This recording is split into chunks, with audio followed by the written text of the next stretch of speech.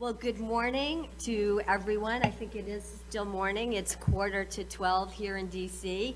I know some of you are joining us via the live stream.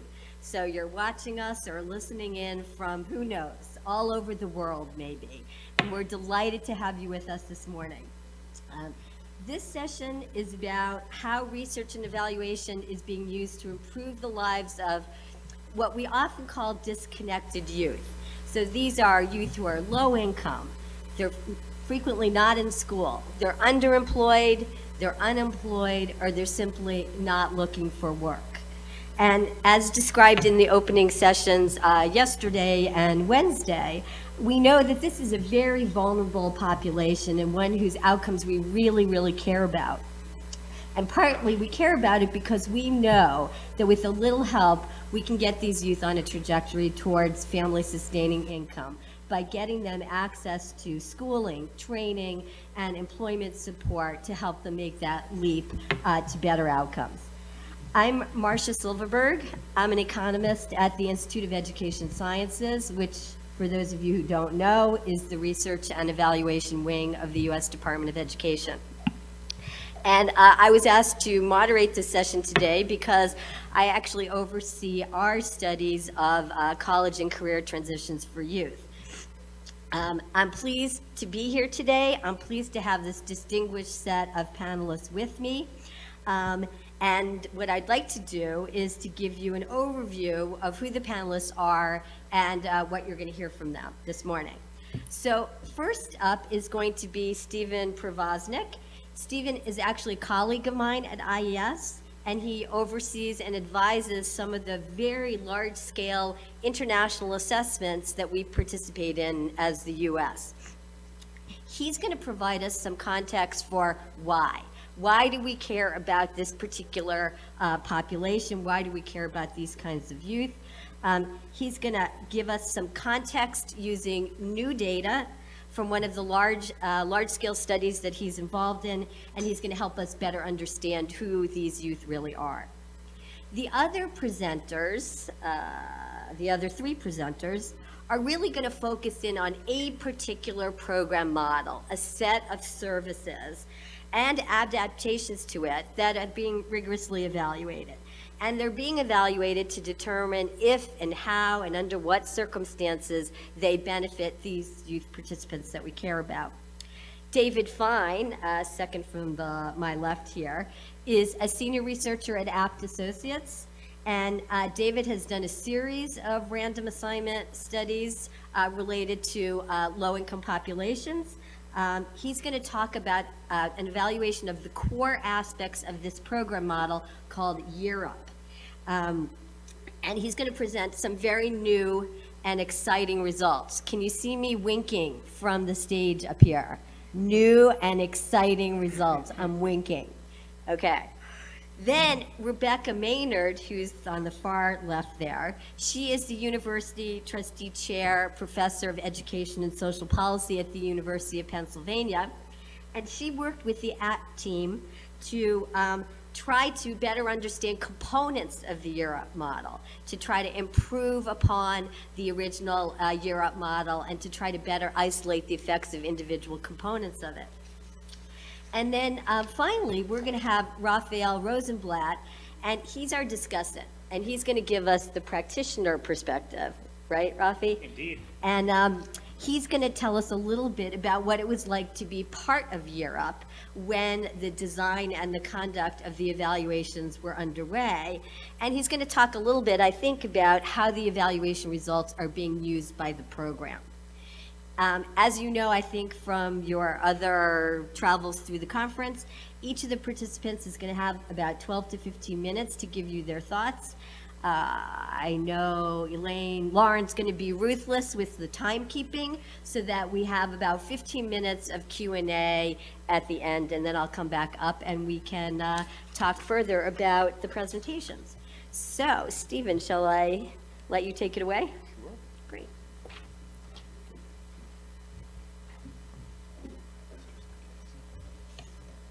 Good morning. Can everyone hear me okay? If not, just kind of wave, and I'll get the clue. It's a pleasure to be invited to come. I'm a little bit going to be the odd person out, just because what I'm presenting on is a little different than all the rest of the Fein presentations that generally are focused on actual practice, because I'm presenting on the data that are available. And I have kind of two purposes. One, I really want you to be aware of this data set that I think may be able to help serve you, and we've been working on trying to make it more applicable to your needs. And also to get some information from you, if I could, to help improve it as we go forward. Before I begin though, could I get a show of hands of anyone who's heard of PIAAC before? If you have, just put your hand up. Excellent. Wow, that's really good. That's impressive compared to, clearly we've done our job in making more and more people aware about it. I'm going to give a very quick overview about what is PIAAC, and then talk about a report that's coming out, which basically explains a new variable that we produced, which is what I'm going to focus on, that I hope is of help to you, and show you just a few results with the new variable. First of all, many of you are aware of PIAAC, but for those who haven't heard about it, basically it's a study that is large-scale, international. It replaces what in the US you may have heard of in the past as NAL or NAL, which were our National Adult Literacy Assessments. PIAAC is developed by the OECD. That's the Organization for Economic Cooperation and Development. That's been around a long time. It was set up after World War II and basically oversaw the spending of the Marshall Plan money, and continues in promoting in economic development, and focuses in on the major kind of social issues for the participating countries. And so workforce skills are one of the key things, and that's driven the development of PIAAC, which is a measure of adult workforce skills. It assesses 16 to 65-year-olds, which is considered the most common working age range across all the OECD countries. And it's a sample of non-institutionalized, which means people who are not in prison or in the military or in any other sort of institution. It's a household study, and it is of anyone who is in the country, regardless of whether your citizenship or your language status. In the US, we collected first in 2011, which was the first international sample, and we collected the 5,000, which was the expected minimum sample, and we collected what was the international range, 16 to 65.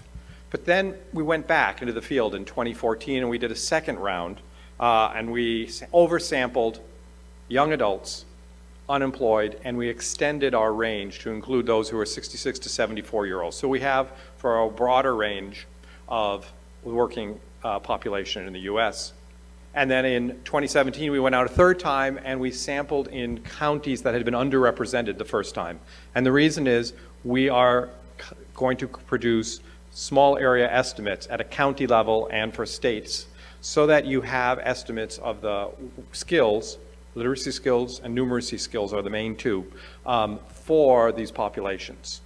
What I'm going to show you is how PIAAC can eventually be cut for the populations that I think might interest you. But first, what are the skills that are actually measured? So it's a test. It's an assessment of literacy, numeracy, and problem solving in technology-rich environments. Literacy is what you expect.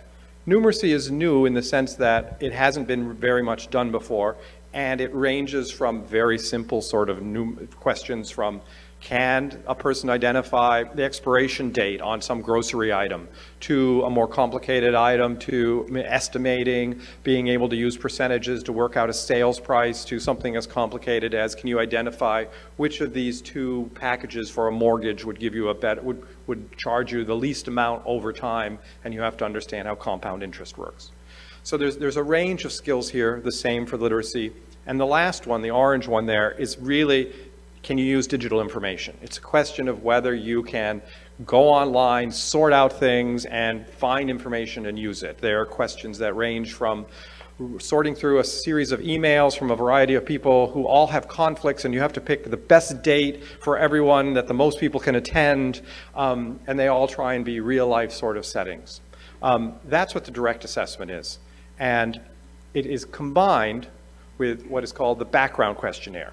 The background questionnaire is about an hour-long set of questions which provide an immense amount of information that range from and I'm going to focus in here a little more on the background questionnaires, on the skills that are actually used, not just, so you have a measure of what they are, but we ask people, how intensely do you use these at work or at home? Do you use reading and math skills? And it's not a generic thing. The questions drill down to like, at work, do you use a calculator? At work, do you ever use formulas? At work, do you ever have to use calculus? There are maybe 16 questions for math, 16 questions for the different sorts of reading skills that could be used. There are questions about interaction and social skills that you need on the job or at home. There are questions about your education, what it is that you've studied, what is your major field of study, what's your highest degree that you've attained, have you done training outside of the work, outside of formal educational systems. Does your job require physical skills if you're on the job, or physical labor? What sort of learning skills do you used or do you get to use? And then we have US specific topics that have been added. They are questions that are specific that we want to know. We add questions about race, about ethnicity, about health, whether people think that they have a voice in the political system. We add to questions about formal education and informal training. We get questions on certification. We find out more about their earnings and drill down a little more than what is in the international assessment. So there's questions. So you have information about where people were born, what language they grew up speaking, whether they are comfortable in English. You have what their parents' background was like. You have information about what their earnings is, where they work, what sort of things that their cumulative work experience has been. So it's a very, very rich data set, and has hardly been tapped yet. So I'm really putting a plug. So I'm trying to show you what sort of information is available, and then I'm going to get to who we have this information for. The data are reported in two ways. There's a scale score, 0 to 500, and proficiency levels. The proficiency levels are what are most useful. This slide, of course, doesn't show anything in particular, but if you think about it, it's much more useful to have a description of what someone can do. So like a level 1 description of someone's math skills tells you very clearly that they can't use fractions. They can do simple addition, subtraction, maybe multiply something if it's put out in front of them, but they can't work with fractions. You have to be at level 2 to work with fractions. And each one of these levels has a very clear set of descriptions of what you can do at each of them. There are 6 levels, and the OECD uses the very poetic names level 1, level 2, level 3, 4, and 5, and the 6th one is below level 1. Without the descriptions, they're useless, but bear with me, you can find those. We have this report that was supposed to come out, and now it looks like it's coming out June 19th. Otherwise, I would have brought a few copies. It'll be online, though, and it is focusing in on young adults, and it is introducing this new variable. The variable, there are thousands of variables that are out there that you can use to analyze any of the working age population. What we are introducing here is a combination of student and employment status. So there are variables that allow you to know whether someone is a student currently studying or not a student. There are variables that let you know what someone's work status is, whether they're employed full-time, part-time, or not employed. What this has done is to categorize so that you have a simple way, without having to do crosstabs, to go into the data sets that we have available online. You can just go in, choose this variable, and run it with any of the other background information you're interested in, and learn about these populations. So we've defined and classified students as anyone who is currently studying as their primary focus. Primary meaning that they may have maybe part-time employed or unemployed or out of the labor force, but they are currently studying. Full-time employed we consider as those who may be studying, but they're already full-time employed, transitioned into the labor force fully. Whereas the next 3 categories, part-time employed who are not studying, unemployed who are not studying, and out of the labor force who are not studying, really gets at those who are maybe in transition to join the workforce or are what we call disengaged in the report, but I think you use the term disconnected. And that's what I want to focus in on. Why did we create this variable? We tried to make it simpler for people who want to do analysis and who are looking at the transition to the labor market and who want to focus on either primarily workers and primarily students, or if you want to focus on full-time employed versus students, those who are fully transitioned into the labor force or those who are on a path to enter into it. And it provides better insights, we think, to those who are not working and not in education. Often these are called NEETs, the non-employed in education or training. But as I'll show you, this variable allows you to make some distinctions between those, the young adults who are put into the NEET category. So what do we see when we look at it?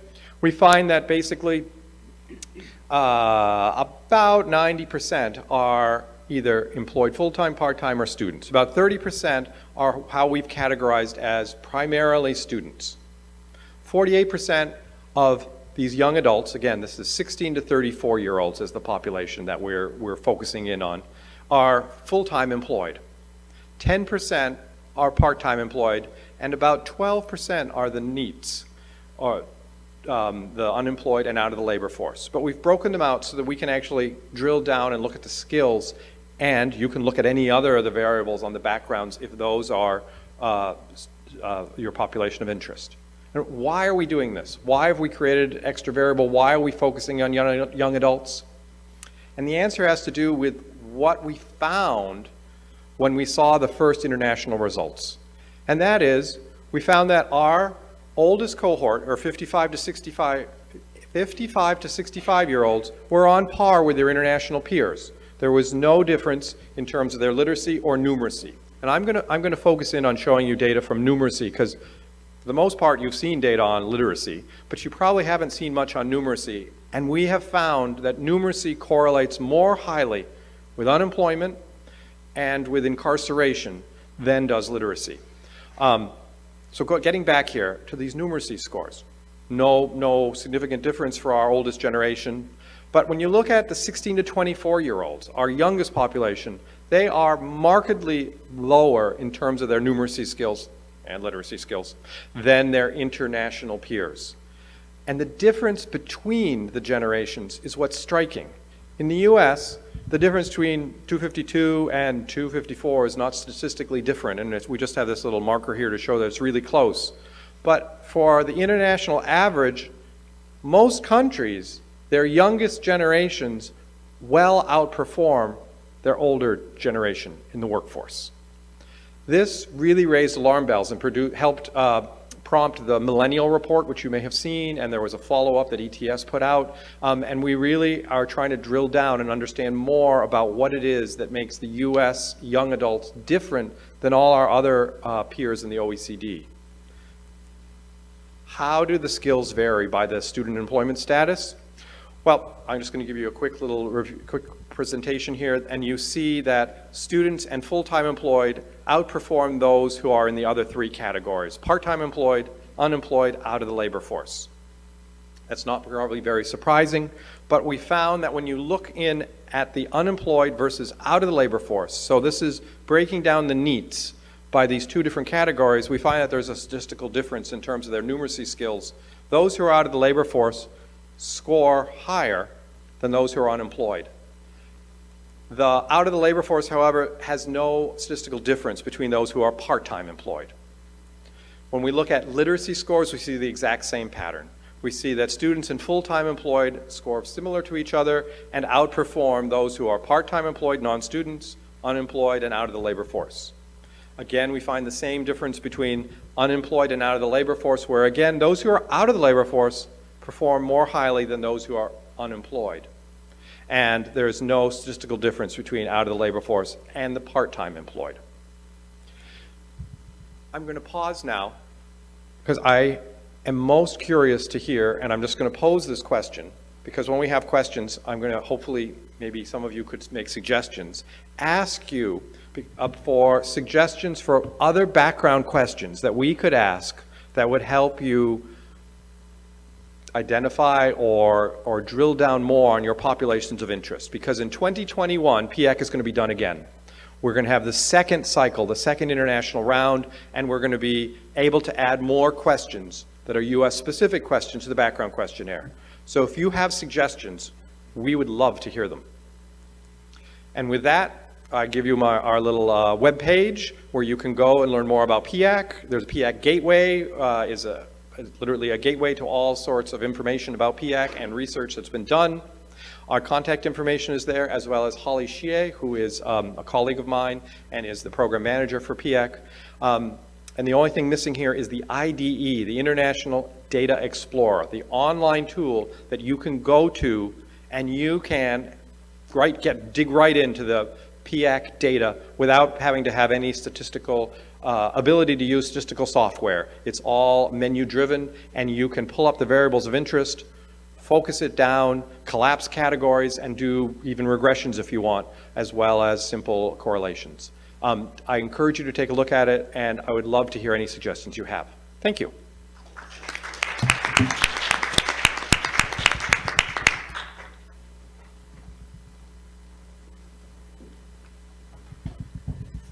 I guess it's good afternoon. I didn't check my watch, but thanks, Stephen. That was a wonderful setup for talking about for the next couple of presentations, because in them we're going to be looking at results and experience with a program in the United States that's trying to do something about low skills in the young adult population, particularly this disconnected and partly disconnected young adult population. So I'm going to be talking about some pretty stunning results for a leading program called YearUp, which is being evaluated as part of the PACE evaluation. By now, if you've been at multiple sessions in this conference, you've probably heard about PACE. The results from this report we expect will be available publicly by the end of June. So look for that on OPRE's website, and I'll give you some other contact info at the end. Want to thank especially YearUp for being part of this study, and especially Rafi, who is one of our strong forces in implementing this study early on, and OPRE, stellar support, the PACE team. Becca actually was an original PI on the study, and we got generous funding to supplement our work from the Open Society Foundation. So in this presentation, I'm going to say just a little bit about PACE, because much has been said about it in the meeting already. I will introduce you to the YearUp model and our evaluation design. We have some wonderful findings in the upcoming report on the texture of this program and its implementation. There's some wonderful best practices, and so I won't have time to talk about that today, but I really encourage that you take a good look at that. I'll be focusing mostly on impacts. So PACE is a study of 9 promising career pathways programs. I don't want to say much other than that last bullet on this slide is that from the start, at OPRE's encouragement, we put a lot of emphasis on partnering between researchers and practitioners, and that partnership has led to a very strong study and also a wider relationship with YearUp, between YearUp, Abt, and the University of Pennsylvania, which in Becca's presentation she'll tell you about. So YearUp is a 1-year program. It focuses on training in high-demand areas, IT and financial services. It targets young adults 18 to 24. So different people, different programs talk about young adults in different ways. It screens carefully for young adults' ability to benefit from the program on a number of factors. PACE is evaluating YearUp's core program. This is an intensive standalone program that YearUp runs soup to nuts from offices in 9 cities, which serve about 2,000 young adults a year. A small early RCT found this program generated substantial earnings and impacts, earnings and employment impacts, although the study had a very small sample, and there were some, that a very short-lived embargo on control group meant that a number of controls ended up coming into the program in the second year. There's a newer version of YearUp's model called the Professional Training Corps, which is going to be the subject of Becca's talk. And it is trying to change things, the way the model is administered, to make it more scalable. So this is the model in a nutshell. It's an intensive full year of full-time training and employment experience. The training is the first 6 months. YearUp calls it the learning and development phase. It provides intensive instruction in both technical and social, psychosocial, professional skills for functioning in corporate environments, along with a lot of supports to help on family issues and lots of other things that come up in young adults' lives. The second part of the program is a 6-month internship with major firms, during which young adults are actually learning how to function in these environments, as well as acquiring practical hard skills in the occupations. Then YearUp does an intensive 4 months of job placement services. So that's the basic model. I don't have time to say a lot about some really wonderful features of how this model is implemented, but there's a strong emphasis on learning communities. There's generous stipends in the program, but which are tied to meeting very clear behavioral expectations. There's agreements with local college through which YearUp graduates get college credit. And there's a very high level of employer involvement in this program, probably at the upper end of what's been done in the United States, in that employers not only provide 6-month full-time internships, but they pay a substantial amount of the cost of the program back to YearUp for doing so. In the evaluation, we randomly assigned 2,500 eligible adults to treatment and control groups at a 2-to-1 ratio. So what we have as a result, since we did this nationwide, is we have a sample that represents the full program, everybody who came in over a full year. So it's a nice basis for generalizing to the national program here.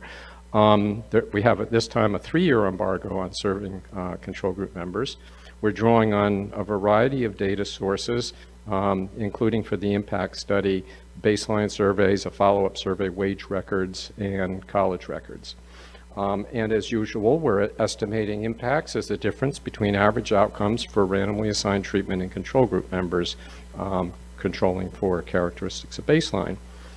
So in this kind of design, treatment group members are encouraged to participate, but we measure impacts for the full treatment group members, including any that don't actually enroll in the program. It's called an intent to treat model. But as it turns out in YearUp,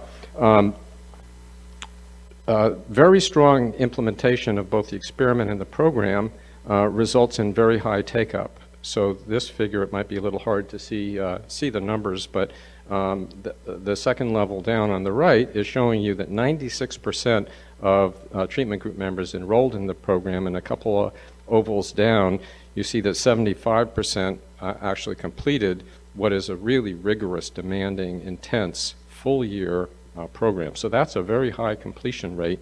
The program also generates very strong employment outcomes for people who graduate. But as we know, outcomes are not impacts, right? So what would have happened otherwise? And that's what we'll look at now. So I'll be showing you sort of some highlights from impact findings for earnings and employment, post-secondary attainment, and how did impacts vary by subgroups. I'll say a little bit about that. So this is sort of the main exhibit in the report. This really brings together what we found.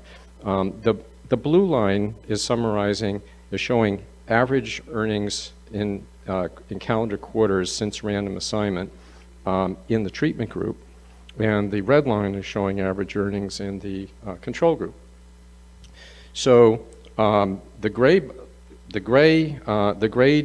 points represents the period that treatment group members were in the program, and you see that actually the control group member, the red line is above the blue line. Their the blue line is lower because treatment group members are in YearUp and they're not working. They're not out there in the labor market. So overall during this period, there's a net negative impact of about $5,000. Well, that's pretty typical in these kinds of programs. You have a negative impact on earnings during the program. But what's not typical and what's not shown in this figure is that during the same period, YearUp provided the average treatment group member with over $7,000 in stipends. So that more than washes out the earnings postponement. Now, turning to the post-program period, you see in the first year after the program, the highlighted data points are showing a very substantial positive effect. We see earnings for the treatment group going way above the control group by the average is about $1,900 in across those 2 points. This was what we selected as the confirmatory outcome for the study, the main outcome that would tell us whether YearUp was on the right track. And not only was it on the right track, but this is a very large impact for standards of the field. And the good news goes on because look out over the next year, there's virtually no sign of diminution of impact.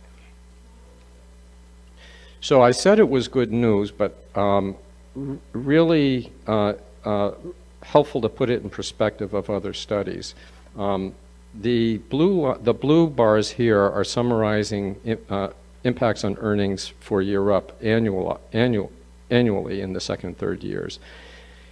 The red bars and the green bars are showing results from a couple of other studies which have been widely hailed as having generated the largest effects on earnings so far, up till now. And both programs actually also used a sectoral employment strategy. They had a lot in common with what YearUp did, but YearUp has taken many elements of the equation further.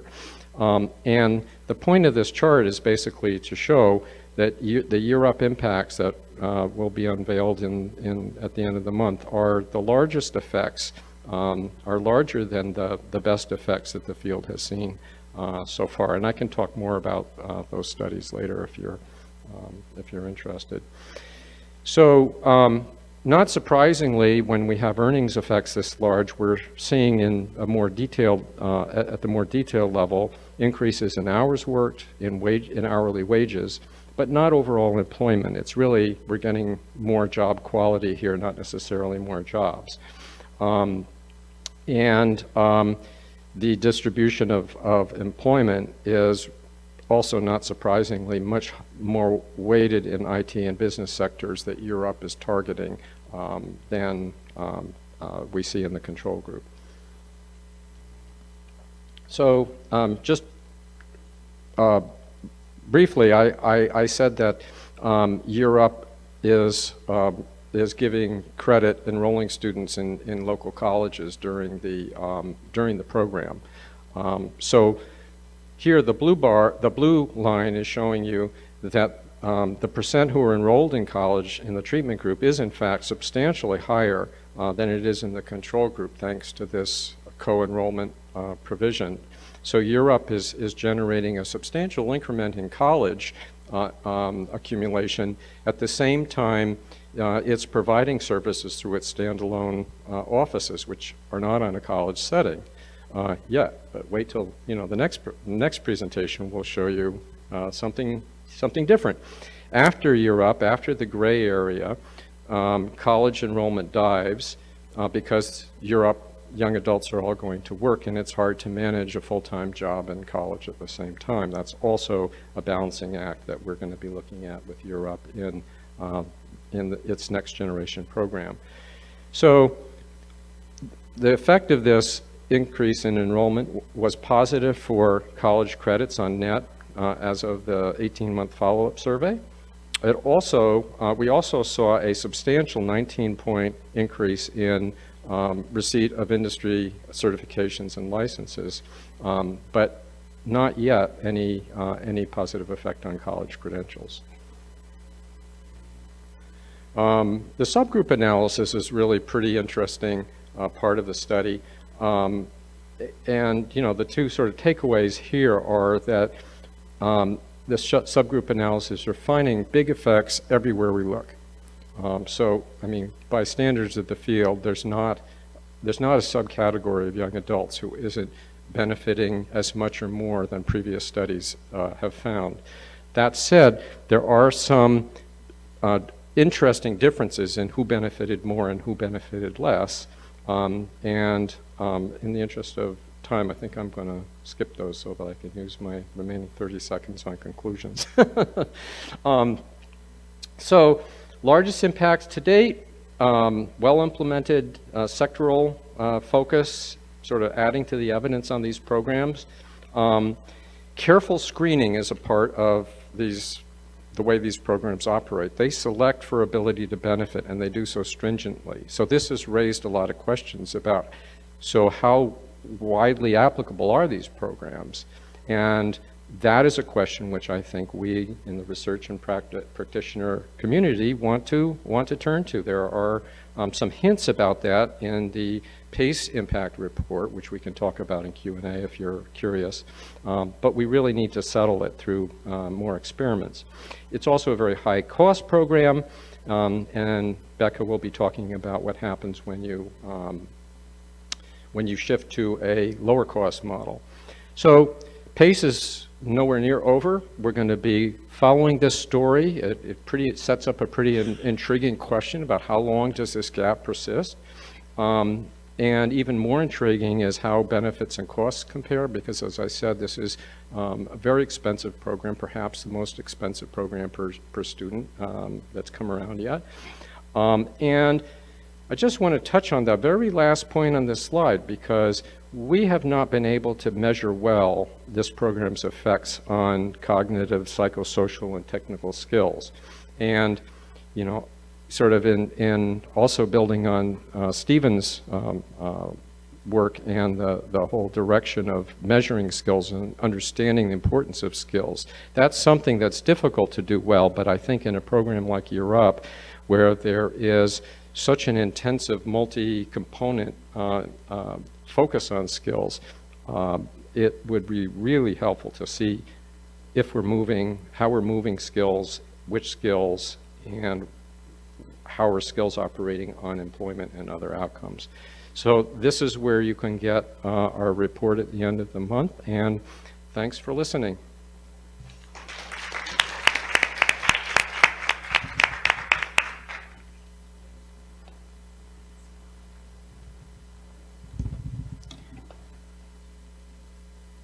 Okay, do I start this myself? That's not the It's not the beginning. There we go. Okay, well, good afternoon. I am going to talk to you about, as David and Marsha both alluded to, a sequel to PACE in some ways, but I want to say that I've been doing this kind of work for a very long time, and this project that I'm going to tell you about is my very favorite of all times, in part because it is really getting down and dirty and doing something that I think is first and foremost for the program client, for YearUp, and secondarily, it is for the researchers themselves. So I'm going to talk about the YearUp's professional training core. Why is this skipping a whole bunch of slides? This is not good. Okay, there we go. We just seem to have a stray slide at the beginning. I'm not sure. Okay, so I'll just briefly describe the program and the overall evaluation plan, and then I'm going to discuss just one of the 4 studies that is embedded in this suite of studies that we are doing with YearUp's professional training core program, which is the variant I'm going to be talking about. I'll talk about the design of the study and the approach. I'll talk about the improvements that we actually tested, and then I'll talk about this was an improvement study, so we had cycles of, and I'll talk about that. well, I'll talk about how we measured the impacts and then what we're going to do with, or at least what we hope we're going to do with the results. So YearUp's professional training core was, as David alluded to, designed as a more cost-effective and scalable version of the main YearUp program. So the main YearUp program was standalone. YearUp provides all the services, bears all the costs, and has to recoup those costs through, largely through the internships, the paid internships. This program, the Professional Training Core program, has the same basic structure. It is, has a learning development phase for 6 months, which has essentially the same content requirements, followed by a similar paid internship. The difference is that the YearUp program partners with community colleges or other adult-serving colleges in the communities to provide much of the skill training during the learning and development phase, which means, for one thing, that they can rely on Pell Grants as a part of the funding. It also means that they are not running all of these courses themselves, which is a lot of work. So the overall evaluation for this project, we have two funding streams for this project. We have an IES, Institute of Education Sciences, Goal 2 Development and Innovation grant. And we also have a Social Innovation Fund grant for a piece of this work. By design, the evaluation under the IES grant is intended to be partly looking at ways to improve the program. And then another part of that is to do an effectiveness evaluation. So we have sort of two phases of the program design and refinement, which is the phase that I'm going to talk about today. We have just launched an impact evaluation, which will be very much like the PACE evaluation, but on a smaller scale and focused on the professional training core version of the program. I'm going to talk about the one of the improvement studies that we are looking at in this project, and this is a mini experiment to test strategies for improving the academic outcomes during phase 1 of the project. What this is an embedding a mini experiment in routines of practice. We did this by working with the YearUp program staff, Rafi and his team, prioritizing the improvement strategies that they cared about. What were they struggling with? Where were they seeing problems in the program? What we then did is we implemented the improvement strategies with groups of students who were randomly assigned to either the usual strategies or the alternative strategies. Since this is a one-year program, we get to enroll with 2 phases. We get to enroll 2 cycles of students within a given year. So we focused on 2 enrollment cohorts, and what we did is monitor and evaluate the strategies continually to determine what's working, what's not working, and made a major adjustment to the process between phase 1 and phase 2. So the first part of this, the planning of this was something where the evaluation staff was very instrumental in facilitating the planning of the intervention, but if this is something that really was on the burden, was on the shoulders of the program staff. So we go in, we do a brainstorming, part 1, we sit down with them and we facilitate a conversation about what are their outcomes that are problematic. In this case, it was keeping the students in the learning and development phase through completion. They needed to get them into internships in order to get paid for the basic services. A lot of students were dropping out. That was a problem. So the basic outcomes of concern in column 3, course and grades, and the L&D retention. Then we looked at what are the supports that they've already got to address these kinds of issues. At the time, they had some tutoring services, they had some mandatory study halls, they have social services, they have a lot of things in the program, but not specifically focused on this particular problem. And then they had some monitoring strategies. So how soon were they finding out about this? And we got them to talk about what they were doing now and how it was working. The next part of the brainstorm, and this all takes place in the course of a day with a little bit of prep up front and a little bit of feedback at the end, then we roll up our sleeves and we get down to, okay, let's refine a little bit the outcomes and look at sort of some of the intermediate kinds of things. What failing their courses, well, what are the markers of that? So we fill in column 3 with some more details.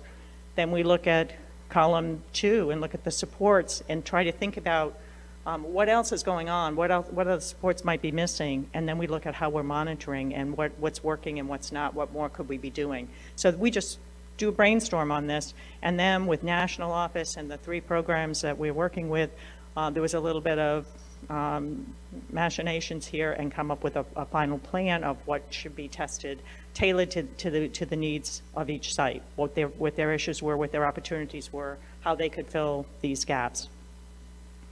So the cycle 1 intervention, there were 3 prongs to the intervention and 3 perspectives. The 3 prongs were they needed to have access to information. They needed to have quick access to how students were engaged, when they were falling off the rails in terms of engagement and performance.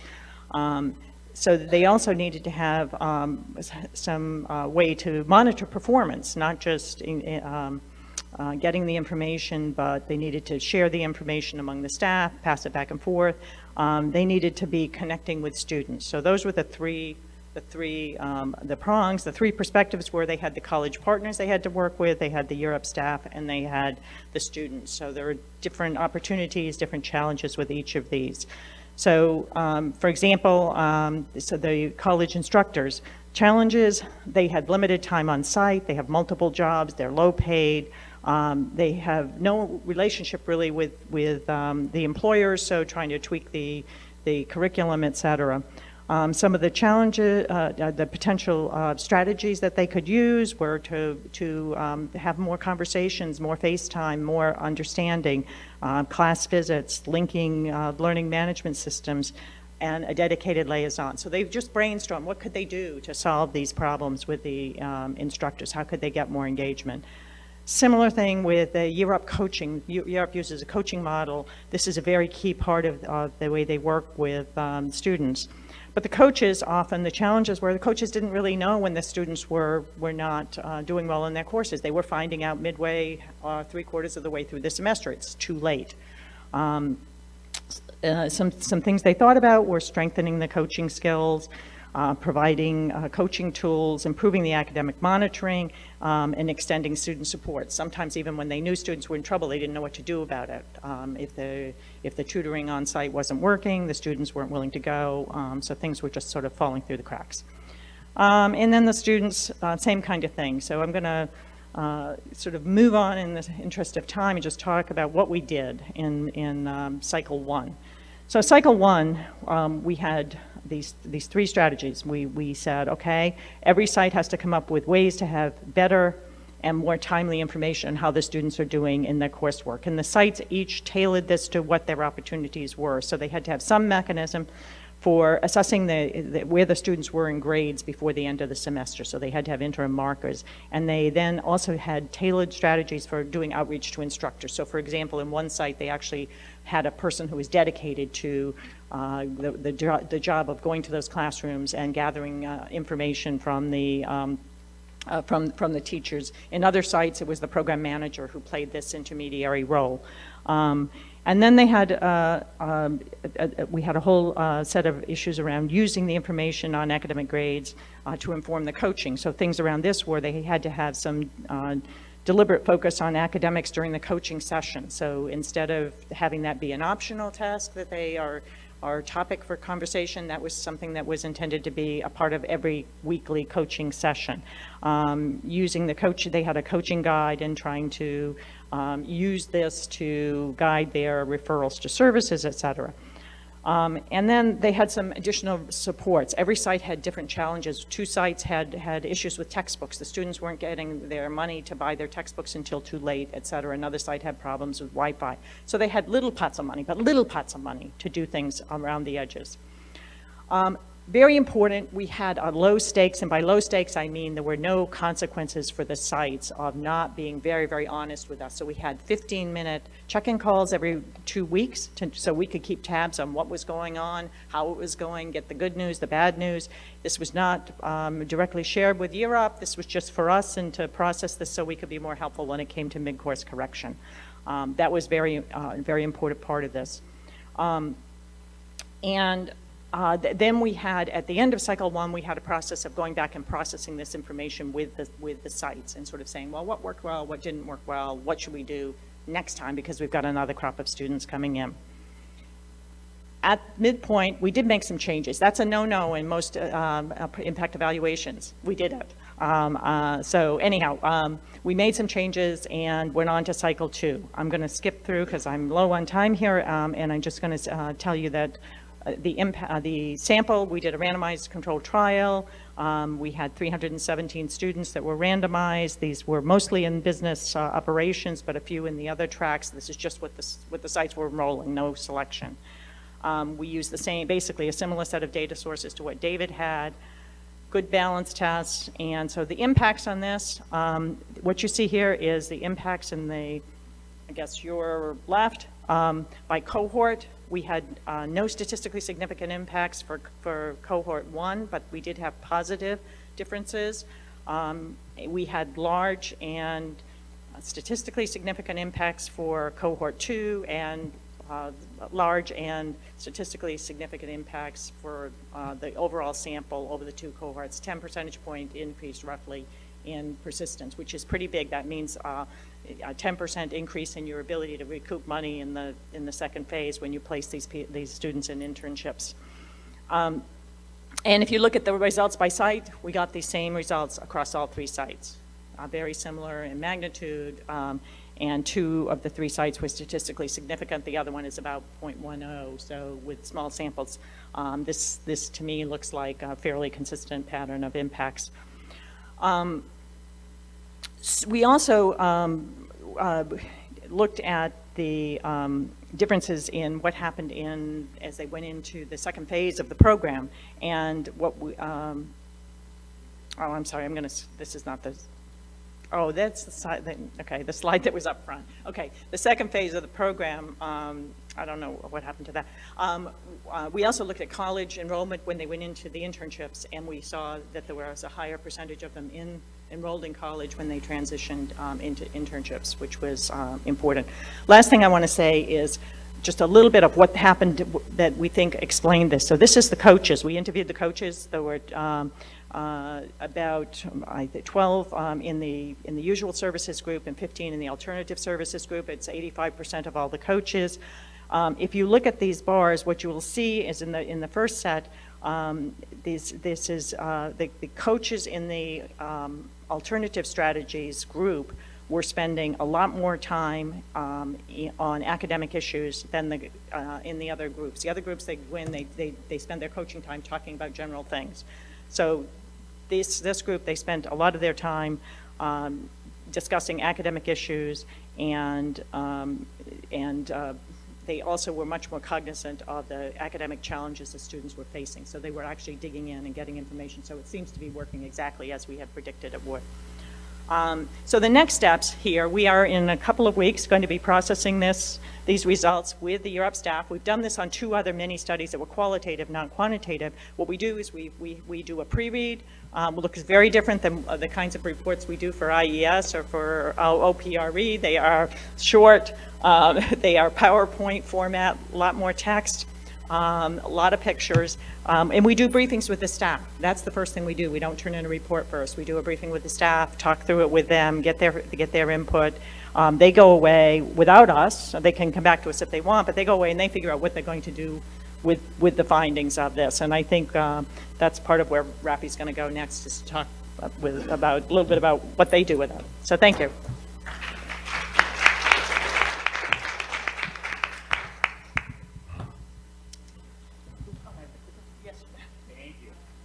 Makes things easier.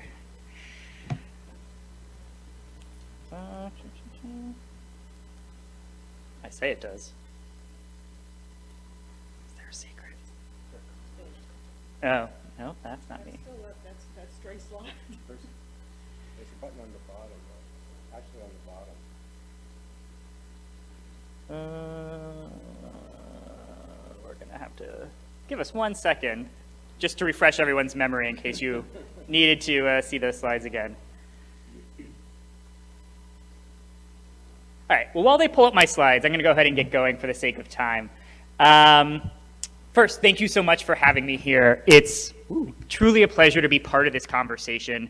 And for those folks who weren't following along super carefully while they were talking about my bio, as some context, I started at YearUp running our research and evaluation broadly, and the PACE study in particular.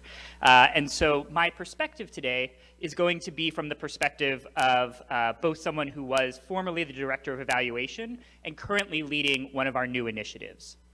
And you've heard a lot about our program so far, but I think it's actually important to dig into the context of our organization a little bit more, because it'll help you understand our approach to research and learning. So by any measure that you take, YearUp has grown at an incredible pace. We have grown at about 25% a year for the last decade. So what does that look like in practice? Well, this was our organization in 2011, back when we were starting PACE. And this is our organization now. We used to have 8 sites and about 150 staff. We now have over 800 staff and 25 sites. So this is breakneck speed for any business. Doesn't matter if it's for-profit, not-for-profit.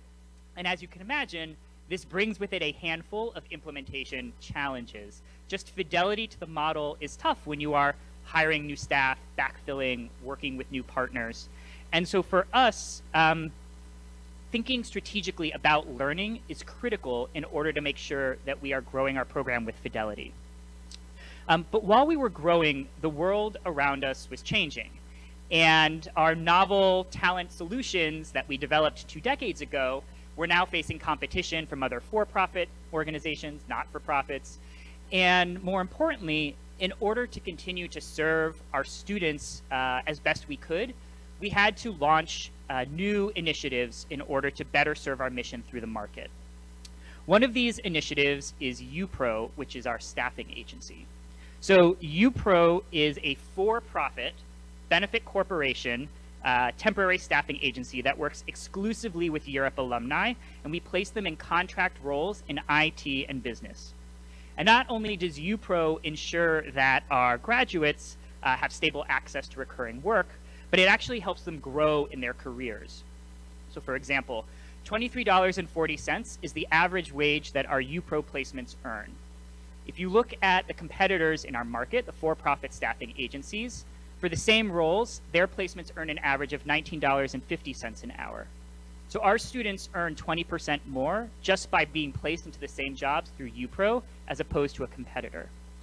And they are in those roles longer. So UPro placements persist 42% longer than the industry averages for those roles. And they're converted to permanent employees at these firms 2.5 times greater than the industry competitors. So through UPro, our students are working more hours and earning more dollars, which, as we know from our research, is a huge driver of impact. And on top of that, UPro provides professional coaching to all of its placements, and all of the profits from UPro are reinvested in YearUp alumni programming. So in this way, we're helping all of our alumni grow in their careers. So at the same time that we were launching UPro, we were tackling a very different set of challenges, and this is the part of the organization where I now work. So when you think about the set of quality jobs that are out there, YearUp tackles a very small chunk of those. We only work with firms that are in major urban centers. We're only working with firms that have huge needs in IT and business. And because it costs a lot of money to acquire a YearUp intern, it's about $25,000 a company pays us for each intern for 6 months. That means that many small businesses are precluded to working with us. And so we launched Grads of Life to basically take YearUp's best practices and bring them to a much wider swath of industries, markets, and companies. And we do that in 2 ways. The first thing we do is we work to change companies' perceptions of our young adults. And we use a multimodal media campaign that we launched in partnership with the Ad Council that really tackles how do employers think about what talent looks like. We then work with companies to change the way that they source, that they hire, that they invest, that they develop opportunity youth. And in this way, we work to change their practices. And really then, the goal of all of this is to democratize YearUp's best practices, make them compelling and accessible to a much wider swath of employers. So with all of this change and all of this complexity and all of this growth, we really have to be strategic in our organizational design to ensure that we are learning rapidly and using data to drive our decisions. And typically, in many other organizations, R&E will be housed in something like general operations, kind of special projects, or oftentimes they'll house it in IT just because of proximity to data management systems. But for us, R&E sits within our national program team next to other mission-critical functions like quality and delivery or launch and growth. And this is really just a testament to how our leadership values building evidence and using science to improve the program. And given the speed of our growth and the complexity of it all, it's paramount that we keep our research at the center of our organization and our decision-making in order to ensure that the many facets of YearUp are benefiting from what we're learning. So with this context in mind, I want to use the rest of my time to talk about two big things. First, a few of the challenges that we've encountered and the lessons we've learned from working on several large-scale evaluation projects. And two, just sharing some of our early reactions to the results that Becca and David shared. Challenge number one. Impact evaluation is a long play, and organizations need answers quickly. And if evidence isn't available, people will default to making decisions from their gut, which is not always the best way to go. And to be fair, this is a problem in any business or any nonprofit. This is not unique to us. But again, because of our complexity and because of our speed, it exacerbates these challenges. And it's complicated further with the fact that the research findings that are coming out are typically complex and nuanced, and you rarely get a clear roadmap for how to move forward. And I think the education findings, which were a little mixed in the PACE study, is a good example of what are we supposed to do with this. And even if we can get leadership to wait for those answers, they just don't know, the guidance isn't there on how to move forward. So we've learned a few things about how to try and make this easier. First, we have had to get really clear with our internal and external stakeholders at the outset what the study is and what it is not. So as much as leadership may want PACE to tell us, does this particular intervention work better than that one, it's just not what it was designed to do, right? It's an overall impact study. It's not a test of compartmentalized program elements. But the improvement science and the targeted mini studies that Becca was talking about offer us a much quicker answer. And that's why for us, those twin goals of prove and improve are so essential. Because PACE gives us the confidence that the program is working, and the UPenn research helps us isolate exactly which pieces are working and how. And that, for us, is hugely valuable. And then the third thing that we've learned in doing all of this improvement science is that when possible, embedding these tests in business as usual makes things much easier. So for example, we started doing A/B testing in marketing messaging for recruitment of students as a simple way to start to get real-time feedback on which of these communication tactics was resonating better with our population. So that's challenge one.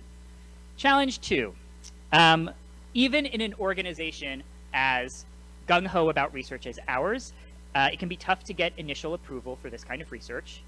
But even more complicated is when things start to go awry, it's not clear, do you stay on course? Do you slow down? Do you pivot? And this can be a real headache. Two quick examples. We launched the PTC program and pretty quickly committed to doing an RCT for it. That was a big mistake. We chased some funding dollars that had an evaluation component attached. If you work in a nonprofit, this is probably not new to you. And it took us about 2 years to try and negotiate our way out of that mess. Second challenge, in the IES study, RCT, we've had to slow things down a little bit simply because we face some recruiting challenges. Recruiting today is very different from recruiting in 2011. And both of these things have been huge headaches, but we've learned a ton through this process. We've learned how valuable it is to have dedicated research staff from Abt and UPenn who are on the ground working with our staff to address issues as soon as they arise. That trust that they build is so valuable because it means that our staff comes to them before implementation gets off course. We've also learned the value in working with evaluators that we have a long-term relationship with. The historic knowledge that Becca and David bring to this work means that from the outset, we are designing better studies because they are able to anticipate some of the challenges that we might face. And thirdly, we've learned that you just need to overinvest in operational supports, training guides, FAQs, all of these things, because as you're growing quickly and new staff are coming in, you need to get them up to speed and have consistency in implementation fidelity. Otherwise, you will very quickly lose control.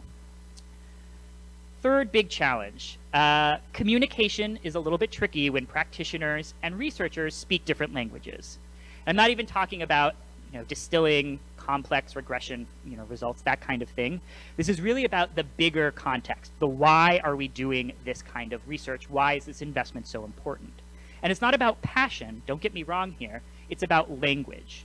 So YearUp is a very business-focused organization, and we use very business-focused language. And so our staff will not read a 10-page white paper, no matter how beautifully it's written. And similarly, in the meetings that we have with evaluators, we don't want to hear, these were the research findings. Our staff are craving, this is what you should do with it. And so we've just learned, as Becca shared, we now use 20-slide decks full of pretty pictures because people will actually learn from that and pull from that into their everyday lives. We've learned that you need to frame two key players, what the kind of 3 big takeaways are from this report and what you can do with them. And we've also, again, learned that while you're building these FAQs, these how to talk about papers for staff, you need to embed program language into it. Because not only does it build trust and authenticity, people feel like this is theirs to use, but it means that when they start talking about these things, they're talking about it the way that was designed to be spoken about, and it mitigates any misinterpretations of the evaluation language. So with the time that I have left, I want to share a little bit about our reactions to some of the findings that Becca and David talked about. So first of all, the confirmation of the workforce impact from the PACE study has been incredibly exciting. Across the organization, just the fact that this has kind of proved what we always believed to be the case is so validating and so motivating for our teams. I can't stress that enough. And even the mixed education results for us remain promising. We are excited that the cumulative credits earned was a good sign, the industry credentials are there.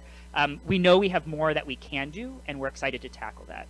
And third, it has inspired us to expand how we collect data for our outcomes. We've moved from 4-month post-graduation data all the way to 12-month, in large part because of this research.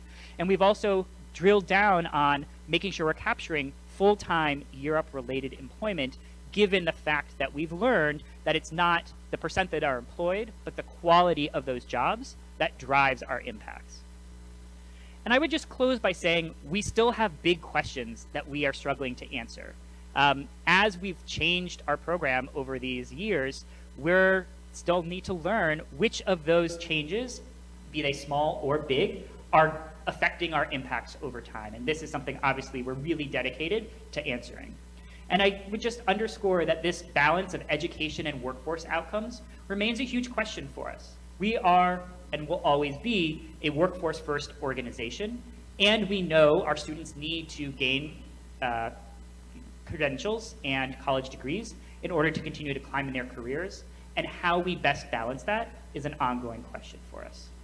I'm happy to talk about these and more questions during Q&A. Thank you.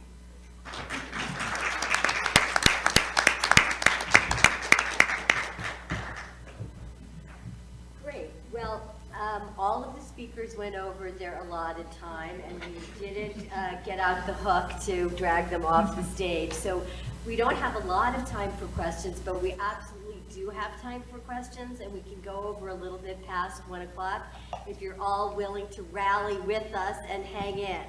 So I want to open it up to people who have questions. I think the idea is to come to the mic and ask any of the panelists your thoughts or give us your own thoughts. maybe while people are, I see we already have someone who has a question. This Maybe is- you can introduce yourself. Yeah, this is Hans Bos at the American Institutes for Research. I'm extremely impressed with the results, and I may have missed this, but how selective is the YearUp program? Like if among 100 applicants, how many actually make it into the program? It's a very selective program. It accepts, at the time of PACE, it was taking 1 out of 6 applicants. Now, some of those we haven't parsed through. Some of that was just, outright wrong age, didn't have the high school credential. But a lot of it was based on intensive assessments during intake of program readiness, where people have manageable level of surrounding risks in their lives. And motivation was also, a factor that YearUp assesses. Having said that, this is pretty typical of this particular category of programs that are being generating some of the better results these days. The sectoral programs are selective. They're targeting where they think there will be benefit. And the funny thing is that, if you sort of didn't pay attention to this literature for 20 years, you would have expected no impacts because of that. Because, you're basically taking the cream off the crop, and it's very difficult to make a difference there. Right. So it's a little counterintuitive, and I think it's really interesting, given that these controls were so well screened, that they're not doing better. Yes, and I think that is like to me, I mean, obviously they're not in your program, so it's not all that useful, but I find it very interesting. What are they doing to not do better? That is a great point, and in fact is a benefit. Another benefit from YearUp's perspective is YearUp gets a lot of grilling about, are you guys creaming? And with this quality of data and this design now, YearUp is able to pretty authoritatively answer that and saying, yes, this screening is purposeful, and it's part of, it's part of how our logic model, essentially. Can I use the moderator's prerogative and ask a follow-up question to that? This is a factual. I'm going to do what I'm supposed to tell the rest of you not to do, which is to ask a two-part question. So my first part is, what percentage of the participants get a job with the employer with whom they have their internship? Because it seems to me that some of the benefit, Hans, that you're thinking may be occurring is because of the job connection, that the control group, no matter how well screened and savvy they are, they just don't have those job connections. So I'm wondering if either David or Raphael. It's about 30% in PACE, but Raphael may have a broader perspective. Yeah, so it is about 30% in PACE. It's actually a number we're trying to increase. So our goal internally is to get that up to 45%. And right now, organization-wide, we hover at about 40, I would say. But it's definitely, it's a critical driver for us because our own research has shown us that those are the highest quality jobs typically. It's also of the most value to the employer partner who is trying to use this as a talent pipeline.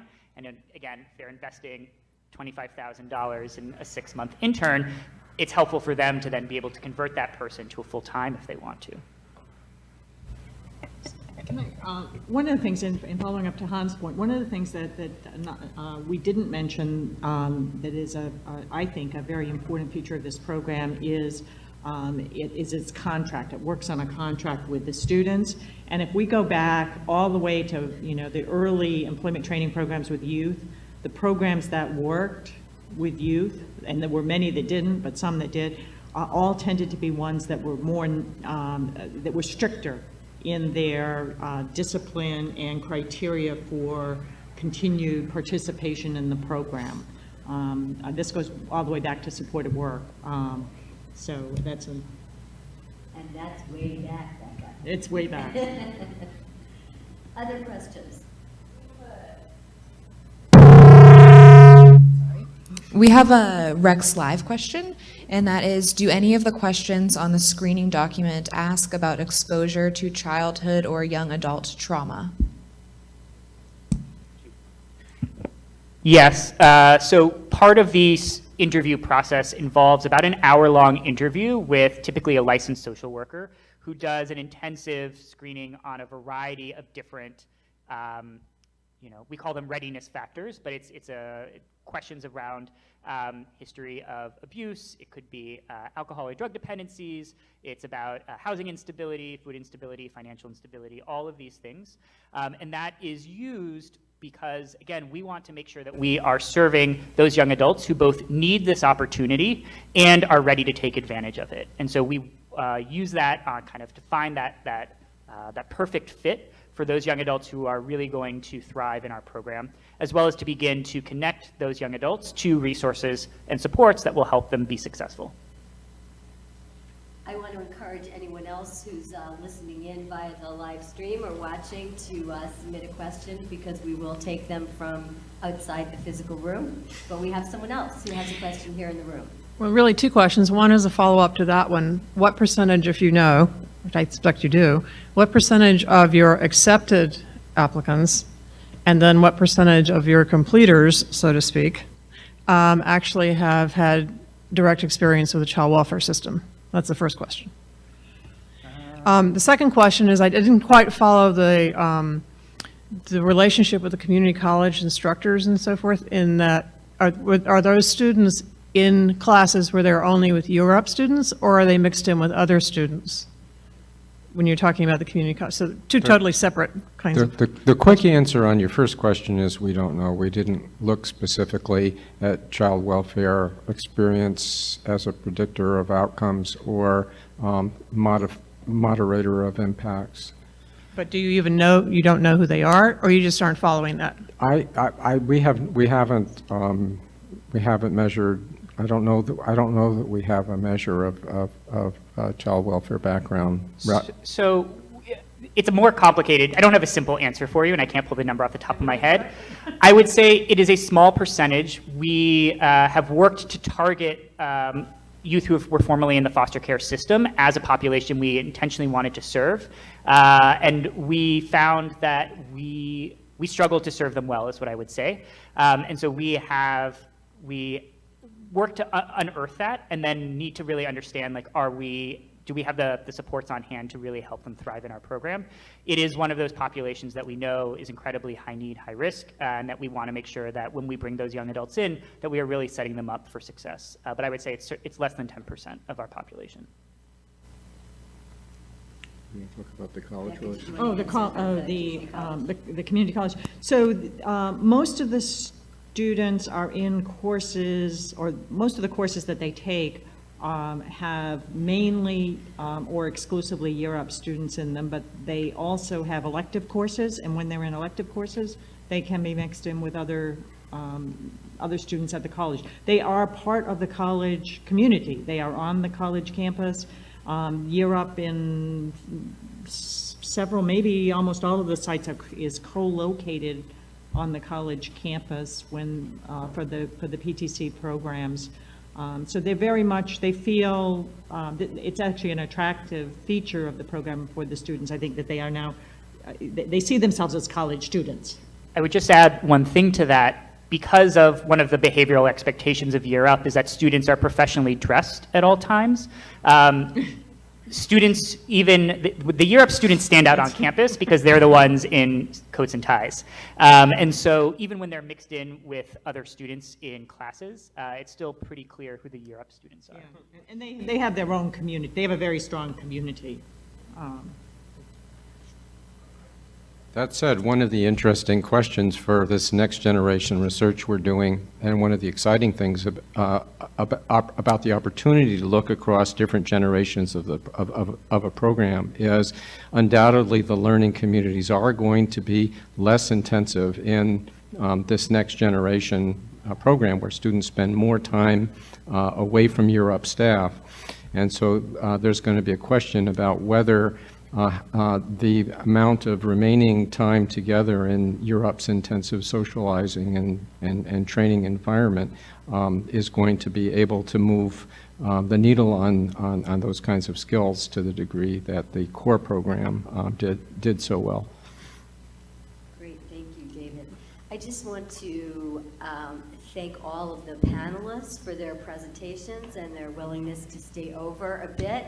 To thank all of you in the audience here in the room and who's ever listening to us via live stream for participating. This was a terrific panel. We learned a lot. One thing I should point out is that virtually all of the results that were presented today are either preliminary or have not been released in a major published form. They are forthcoming. And I understand that it's possible to get a copy of the presentations from RECS at impactint.com if you're so inclined, or you can wait for the publications, most of which I think are coming at the end of June. So stay tuned for more. They gave you only a snapshot of their findings, but it's all very, very exciting, I have to say. Thanks so much for your participation.